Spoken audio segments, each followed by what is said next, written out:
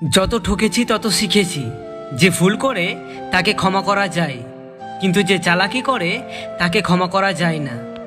কাউকে এতটাও বেশি অবহেলা করো না যাতে সে একা থাকতে শিখে যায়।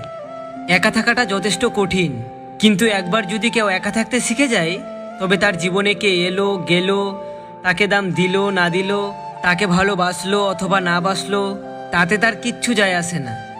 জীবনে যদি আত্মীয় স্বজন বন্ধু বান্ধব কমাতে চান, তাহলে কিছুই না, সত্যিকে সত্যি আর মিথ্যেকে মিথ্যে বলতে শিখুন।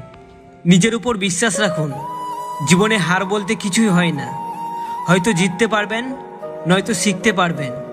অনেক দেরিতে বুঝেছি, কিন্তু খুব ভালো করেই বুঝে গেছি, যেখানে অধিকারের জায়গাটা শূন্য, সেখানে অভিমান করাটাই বোকামি। দূরত্ব বাড়ে অভিমানের কারণে। প্রতিটি কাছের মানুষকে সবাই হারায় নিজেরই দোষে। মানুষ এতটাই অদ্ভুত যে সামান্য ইগোর কাছে নিজের ভালোবাসাটাকেও হারিয়ে ফেলে।